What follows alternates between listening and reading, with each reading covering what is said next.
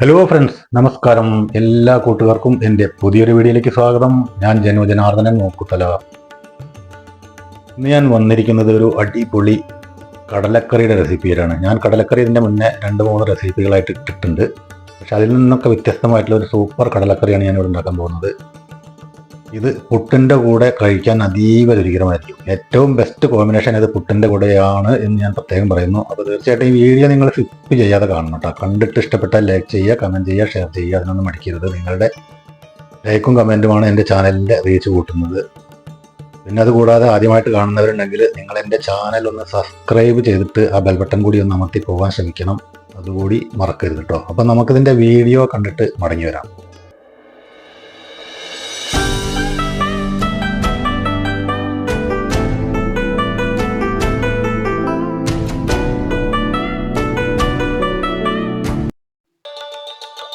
കറി ഉണ്ടാക്കാനായിട്ട് ഞാനൊരു 200 ഗ്രാം കടല തലേ ദിവസം വെള്ളത്തിലിട്ട് വെച്ചതാണ്. അത് നല്ല രീതിയിൽ കഴുകി വൃത്തിയാക്കിയതിന് ശേഷം ഞാൻ കുക്കറിലേക്ക് ഇട്ട് കൊടുക്കുന്നു.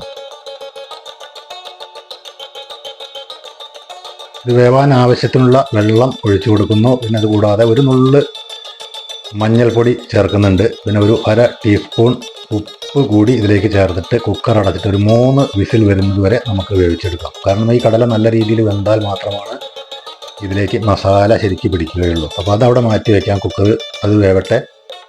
പാൻ അടുപ്പത്ത് വെച്ചിട്ട് അതിലേക്ക് ഒരു 2 ടേബിൾ സ്പൂൺ വെളിച്ചെണ്ണ ഒഴിക്കാം. വെളിച്ചെണ്ണ ചൂടായാൽ ഒരു സവാള ചെറിയ കഷ്ണങ്ങളാക്കി അരിഞ്ഞതുണ്ട്. പിന്നെ ഒരു കഷ്ണം ഇഞ്ചി, 5-8 വെളുത്തുള്ളി അല്ലി, അത് വലിയ വലിയ കഷ്ണങ്ങളാക്കിയിട്ട് ഞാൻ ഇട്ട് കൊടുത്തിരിക്കുകയാണ്. ഒരു ടീസ്പൂൺ പെരുംജീരകം ഇട്ട് കൊടുത്തിട്ടുണ്ട്. പെരുംജീരകത്തിൻ്റെ പൊടിയല്ല കേട്ടോ, പെരുംജീരകം. ഇനി ഇത് നല്ല രീതിയിലൊന്ന് വഴറ്റി ഇതൊന്നും ഒരു ഏകദേശം ഒരു ഗോൾഡൻ ബ്രൗൺ ആവുന്നത് വരെ വഴറ്റണം. കറിവേപ്പില ഇട്ട് കൊടുക്കാം. വഴറ്റിക്കൊണ്ടിരിക്കാം. ചെറിയ തീയിൽ വേണം ഇത് വഴറ്റിയെടുക്കാൻ. ഏകദേശം നമ്മുടെ ഉള്ളി എല്ലാം ഇവിടെ മൂത്ത് വന്നിട്ടുണ്ട്. അപ്പോൾ ഇതിലേക്ക് ഇനി മസാലപ്പൊടികൾ ചേർക്കാം. 2-2.5 ടീസ്പൂണിൻ്റെ അത്ര ഉണ്ട് കേട്ടോ. ചെറിയ ടീസ്പൂണിനായിട്ടും കുറച്ച് വലിപ്പമുള്ള സ്പൂണാണ്. അപ്പോൾ 2 സ്പൂൺ മല്ലിപ്പൊടി ഇട്ട് കൊടുത്തിട്ടുണ്ട്. ഒരു 1.25 സ്പൂൺ കാശ്മീരി മുളക് പൊടിയാണ് ഞാൻ ഇട്ട് കൊടുത്തിരിക്കുന്നത്. 1/2 ടീസ്പൂൺ മഞ്ഞൾപ്പൊടി.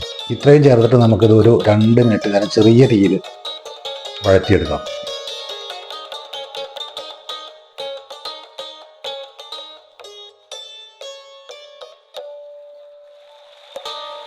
രണ്ട് മിനിറ്റ് പൂർണ്ണമായിട്ടും വേണമെന്നില്ല, ഒരു 1.5 മിനിറ്റ് ചെറിയ തീയിൽ വഴറ്റിയാലും മതിട്ടാ. ചെറിയ തീ വേണമെന്ന് മാത്രം. ഒരുപാട് തീ വെച്ചാൽ പെട്ടെന്ന് കരിഞ്ഞു പോകും. ഇനി ഇതിലേക്ക് ഒരു തക്കാളി ഞാൻ ഇവിടെ അരിഞ്ഞു വെച്ചിട്ടുണ്ടായിരുന്നു, അത് ഇതിലേക്ക് എടുത്തിട്ടു. ഒരേ ഒരു തക്കാളിയാണ് കേട്ടോ. തക്കാളി ചേർത്തിട്ട് ഒന്നുകൂടെ നമുക്ക് വഴറ്റിയെടുക്കാം. പിന്നെ സ്വല്പം വെള്ളം ഒഴിച്ചു കൊടുക്കട്ടെ. വെള്ളം ഒഴിച്ചു കൊടുത്തില്ലെങ്കിൽ നമ്മുടെ മസാല കരിഞ്ഞു പോകും. അത് മാത്രമല്ല, തക്കാളി പെട്ടെന്ന് ഉടഞ്ഞു കിട്ടാൻ കുറച്ച് വെള്ളം നല്ലതാണ്. ചൂടുവെള്ളം ആണ് ഒഴിച്ചു കൊടുക്കാൻ നല്ലത്. അപ്പോൾ വീണ്ടും ഞാൻ വഴറ്റിക്കൊണ്ടിരിക്കുകയാണ്.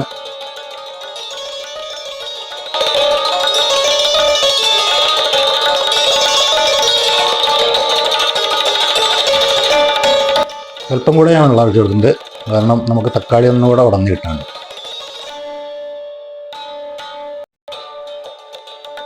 ഇതിലേക്ക് ഒരു 1/2 ടീസ്പൂൺ ഉപ്പ് കൂടി ഞാൻ ഇട്ട് കൊടുത്തിട്ടുണ്ട്. നമ്മൾ ആദ്യം കുക്കറിൽ കുറച്ച് ഉപ്പ് ഇട്ട് കൊടുത്തിട്ടുണ്ട്. ഇനി ആവശ്യമുണ്ടെങ്കിൽ നമുക്ക് ലാസ്റ്റ് നോക്കിയതിന് ശേഷം ഇട്ട് കൊടുക്കാം.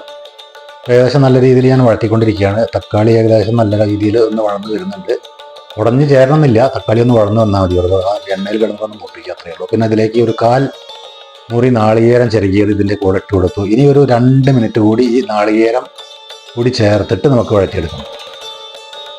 വളരെ സിമ്പിളായിട്ടുള്ളൊരു കറിയാണ്, പക്ഷേ അതീവ രുചികരമാണ്. നിങ്ങൾ ഒരു പ്രാവശ്യം ഈ കറി ഇതുപോലെ ഉണ്ടാക്കിയാൽ തീർച്ചയായിട്ടും കടലക്കറി വീണ്ടും വീണ്ടും ഇതേ രീതിയിൽ തന്നെ നിങ്ങൾ ഉണ്ടാക്കുമെന്ന് എനിക്ക് ഉറപ്പുണ്ട്. ഇതിലേക്ക് ഒരു 1/2 ടീസ്പൂൺ ഗരം മസാല ഇട്ട് കൊടുത്തിട്ടുണ്ട്. വഴറ്റിക്കൊണ്ടിരിക്കുന്നതിനിടയിൽ നമ്മൾ പറഞ്ഞ 2 മിനിറ്റായാൽ നമുക്ക് ഇത് ഫ്ലെയിം ഓഫ് ചെയ്തിട്ട് മിക്സിയുടെ ജാറിലേക്ക് മാറ്റിയെടുക്കാം.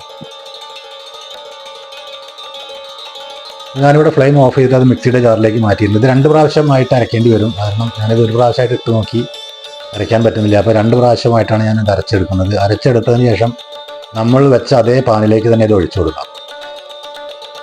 രണ്ടാമത് അരച്ചതും കൂടെ ഞാൻ ഒഴിച്ചു കൊടുത്തു. ഇനി ആവശ്യത്തിനുള്ള കുറച്ച് വെള്ളം ഒഴിച്ചു കൊടുത്തു. മിക്സി കഴുകിയിട്ട് നല്ല രീതിയിൽ ഇളക്കി യോജിപ്പിക്കാം. ഇനി സെപ്പറേറ്റായിട്ട് വെള്ളം ഒഴിച്ചു കൊടുക്കേണ്ട ആവശ്യമില്ല. കാരണം നമ്മൾ വേവിച്ച് വെച്ച കടലയിൽ കുറച്ച് വെള്ളം ബാക്കിയുണ്ടായിരിക്കും. അപ്പോൾ ആ വെള്ളം മതിയായിരിക്കും. ഈ കടലക്കറി ഒരുപാട് ലൂസായിട്ട് വെച്ചാൽ ഒരു വസ്തുവിനും പറ്റില്ല. നല്ല രീതിയിൽ കടലക്കറി കഴിക്കണമെങ്കിൽ അതും പുട്ടിൻ്റെ കൂടെ കഴിക്കുന്നത് അത്യാവശ്യം കുറച്ച് തിക്ക് ഗ്രേവി വേണം. ഉപ്പ് കുറവായതുകൊണ്ട് ഞാൻ ഒരു അര ടീസ്പൂൺ വീണ്ടും ഉപ്പിട്ട് കൊടുത്തിട്ടുണ്ട്. ഇപ്പോൾ ഉപ്പ് ഏകദേശം കറക്റ്റായിട്ടുണ്ടായിരിക്കും. നിങ്ങൾ നിങ്ങളുടെ ആവശ്യത്തിനനുസരിച്ചിട്ട് ഉപ്പ് ചേർത്ത് കൊടുക്കുക. അപ്പോൾ നമ്മുടെ മസാല ഇവിടെ റെഡി ആയിട്ടുണ്ട്. ഇനി ഇതിലേക്ക് വേവിച്ച് വെച്ച കടല എടുത്തിട്ട് ഇതിലേക്ക് ഒഴിച്ച് കൊടുക്കാം കേട്ടോ. ഇളക്കി യോജിപ്പിക്കാം നല്ല രീതിയിൽ.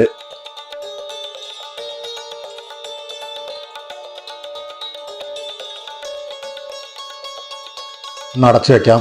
ഒരു 2 മിനിറ്റ് കഴിഞ്ഞിട്ട് നമുക്ക് തുറന്നാൽ ഇത് കറക്റ്റായിട്ട് വെന്തിരിക്കും. അത് നല്ല രീതിയിൽ തിളച്ച് വന്നിട്ടുണ്ട്. മസാല എല്ലാം റെഡിയാണ്. തിക്ക് ഗ്രേവിയാണ്. നമുക്കിതിലേക്ക് കറിവേപ്പില ഇട്ട് കൊടുത്തിട്ട് ഇതിൻ്റെ ഫ്ലെയിം ഓഫ് ചെയ്യാം. ഇനി അടുത്ത പരിപാടി, ഇതിലേക്ക് ഒരു ചെറിയ വറവുണ്ട്. അതിനായിട്ട് ഒരു പാൻ അടുപ്പത്തേക്ക് വെക്കാം.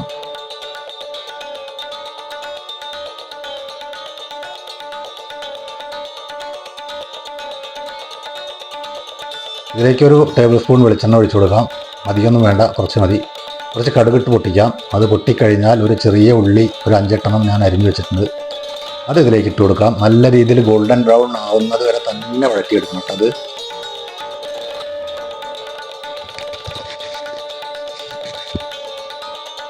വറ്റൽമുളക് ഇട്ട് കൊടുത്തിട്ടുണ്ട്. കറിവേപ്പില ഇട്ട് കൊടുത്തിട്ടുണ്ട്.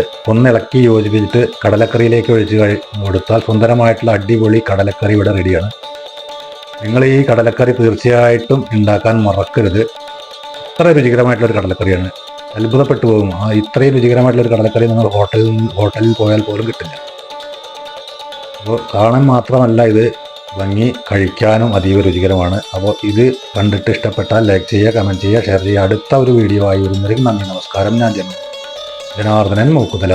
ബായ്.